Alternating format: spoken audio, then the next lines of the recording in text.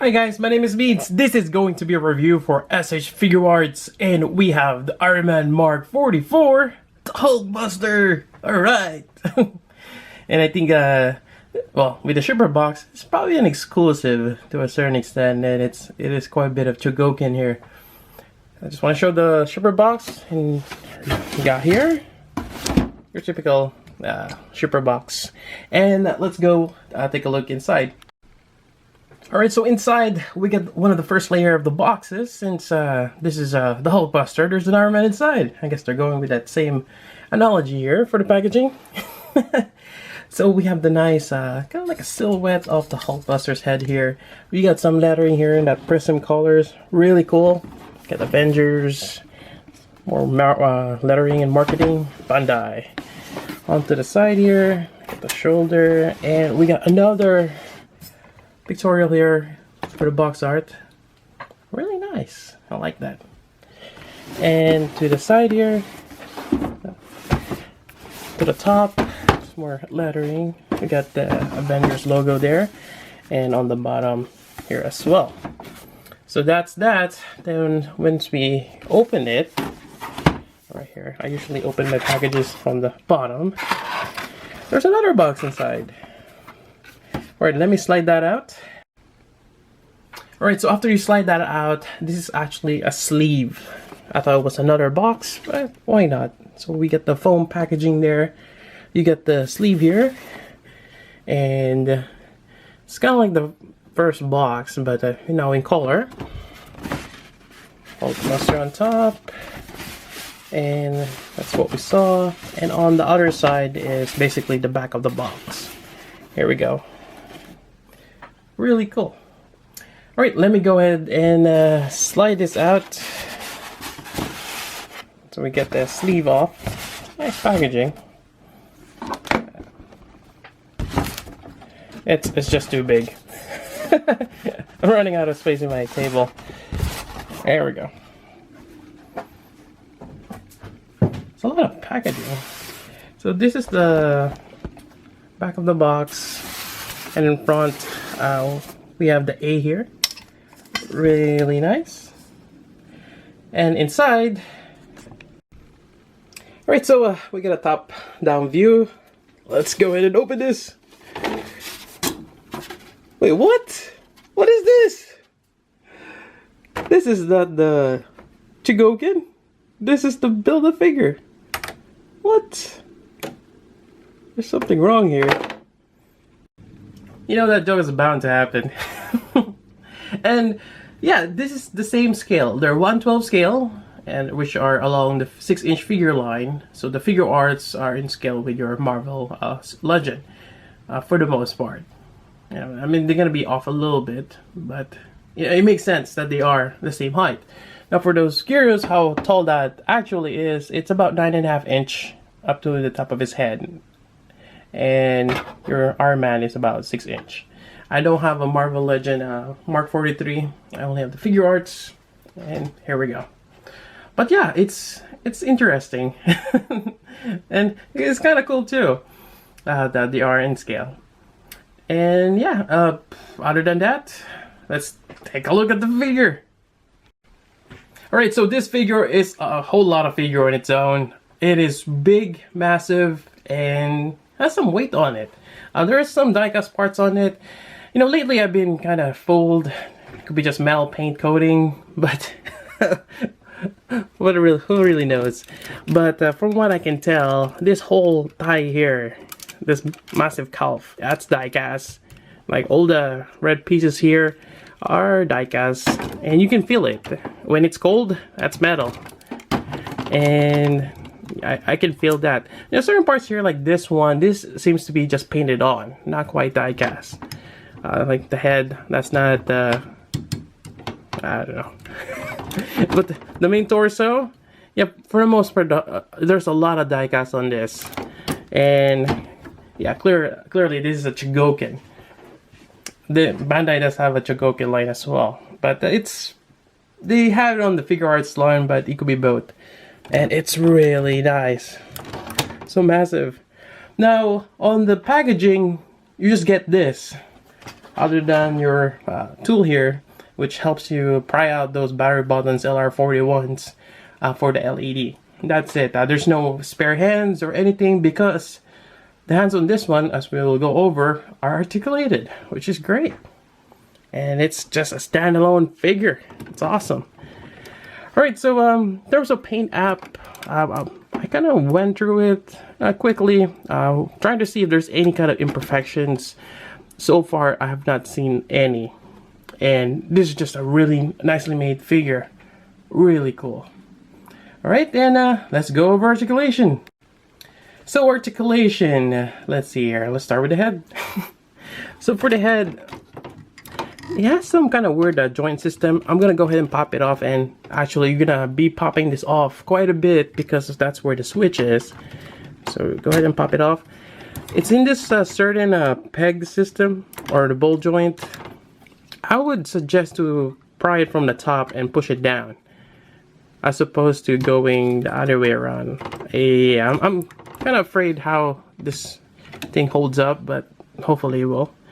And you got your battery there. There's a little tab here which I'm gonna remove now. And it says here 1.5 volt LR41 times 2. Switch here. Yep, missed it. Missed it again. There we go. It lights up. I'm gonna show it turning on. It's kind of hard to do this. There we go. Maybe I'll do it later on, but yeah, you got the head here. You got that neck system here as well.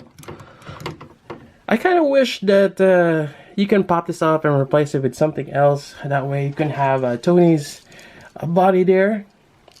We could probably remove this and kind of have a pseudo Mark 43 inside, but that can be complicated. And why will we do that?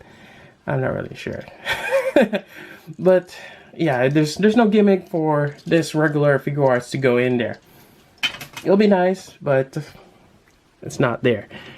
Alright, so to put it back on, you just kind of push it in. And hopefully it goes in. There we go. Nope, pop the whole thing off. Interesting. Oh, while we're at it. Why not? Let's see here. Pop Tony's head. I guess we can have a blue tack here. I do have blue tack here. Yep, the impromptu reviewing where things goes wrong, but you just keep going. Right, so I got some blue tack here.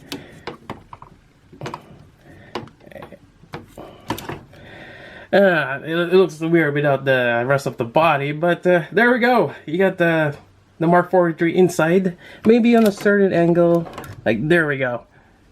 Alright, but we still have to maybe, whoops, I need a more blue tack. 1 second. You can't go wrong with blue tack. Here we go. Alright, I got a little blue tack here, and there we go. I got the 43 inside somehow. Alright, so after you got it back there somehow, you just gotta play around with it. In terms of articulation on the neck, I mean, he can look side to side. There is a little bit of limitation, but you can actually rotate this around. And he can't really look up. I'm trying to get this thing in here. It does not let me. And you gotta be careful right on top here. You don't want that to be scraping on that back plate or his back. And yeah. Moving on, we have the shoulder here. It is on hinge system, as you can see there. And it's, you actually slide this down, which allows you to move this out of the way when you're moving the whole arm. Now the whole arm is in a ratchet joint, which is good because this thing is heavy, and this is when you appreciate having a ratchet joint, and I think it only goes up that far. Then you have this hinge system, kind of like your butterfly joint for the whole shoulder, and actually even moving this way ratchets. And So this thing slides out. Yep, really cool system. And the hinge is right there. That's which allows him to move up like that. Yep. And you get die-cast joints. There we go. You got the swivel here on the bicep. You got the cool inner working on that the elbow part. And you have a giant elbow. You have a separate elbow armor here. It does kind of stick out quite a bit, but it does help when you straighten it out. It needs that space to have this go inside. Yeah. And actually, in terms of bend, a little over 90 degrees. Now you have this whole I kind of forgot what this is. I think it's just, I'm not sure if this is kind of like the booster. So when he punches or whatever this part is, but though it does let you fold it up. There is no like missiles or anything inside there. There is some details, but that's about it. But this allows you to move the wrist up, and that's a really cool joint system there as well. It's not fancy, but it does the job. It allows you to move this whole wrist up here. Yep. So you got good articulation there for the wrist, and you can move it up. Now we got individually articulated joints, as we can see here. He has 4 fingers. I think the Build-A-Figure only has 3, kind of like a Teenage Mutant Ninja Turtle. This one you got 4, and it's really cool, this old joint system. Now, one thing I've noticed, this one does not have LED on the hand, which a lot of the higher end Armman has. So it's a bit of a turn down. Kind of wish they have lights on that as well. I mean, you're gonna have lights here on the eyes, the chest, and actually on the legs, but not on the hands, which, you know, it's kind of like strange. We gotta have that light effect. But, you know, nonetheless, it's not too bad because, well, I mean, it's one of the drawbacks, but not quite. I mean, it's a great figure nonetheless. Here we go. Can have him shoot out. And moving on, let's see here, let me just hold this back here. Torso. So for the torso, you got the giant ball joint here on the waist, which you can rock side to side. Mine is a little stiff, and I just noticed a bit of a nub underneath there. It's probably from when they built this, or when they cut it off. I'm not sure if that's something I nicked. It's right there on the gold on the waist.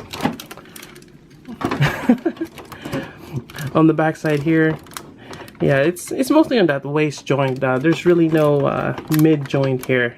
Yep. So that's really good so far. All right. Now moving down, we have the waist. Let's see here. Now for the waist, let's see here. So you have the tie joint here, which is typically what you use for swivel. It is huge, and it's kind of hard to see what can you do with it.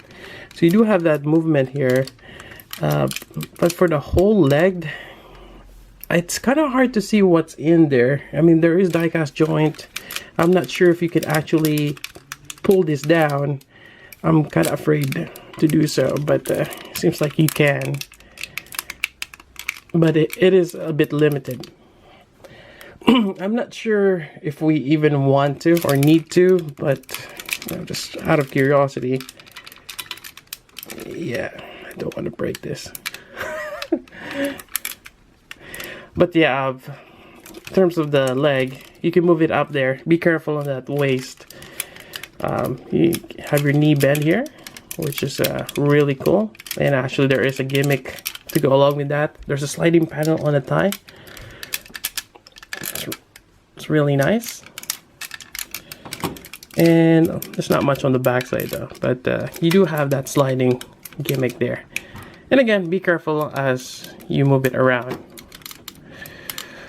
Moving on, you got the nice design here. There is LED, which will turn on in a bit. I'll go over that and how to turn it on. There's like secret panels to pop out. Now moving down, we have the tie or the ankle here. Now the ankle joint, you have this really nice gold on the side here, and it kind of rocks back and forth. And again, they've mentioned to be careful on the lining here. You do have this shin guard here that you can slide up, and you can push this down a little bit more. This part on the back legs does not do anything. It does feel like that, I guess, but yeah, it's just a whole solid foot. You can rock it too. That's good, but not much going on. So you have that. You can move it up and down. We have to pop that out, and that's pretty much it. Can't really do much on the legs, and for the most part, Hulkbuster will be standing. He's not gonna be dashing forward. He could, but you know, for display, you know, for the most part, he's just standing. There we go. Yeah, really nice. Alright, the next part is the LED gimmick. Now there's different compartments, and as we've seen, kind of like the Hot Toys or Man figures, you gotta remove some panels, and just something you gotta do in terms of aesthetically. You don't want to see the switches sticking out. And as we've seen here, we hardly even see screws that holds the figure together. So I'm gonna go start on the back here, on the legs. So we pop this out. There we go. We got another tab there, which we'll pry out. And this is probably when you need some tweezers, because it's really hard to take out without them. Alright, I got my tweezers here, and let's see if that works. And that's not gripping at all. Well, let's go with the nil nose pliers. Alright, let's go with the second attempt, or third attempt, I guess. There we go. Aha! So this is the one with the grooves on it, so that will help grip. Alright, let's turn this on. Again, this holds LR41s, two of them, so bright. And I thought there were some lights there, but it's hollow. There's no LED on that. Huh. Maybe I'm just expecting way too much on this figure. It's great though. Right, take that out. Turn that switch on. There we go. I mean, we could put this back on, but we have to pop it out again. This is actually really nice. This panel pops out quite easy.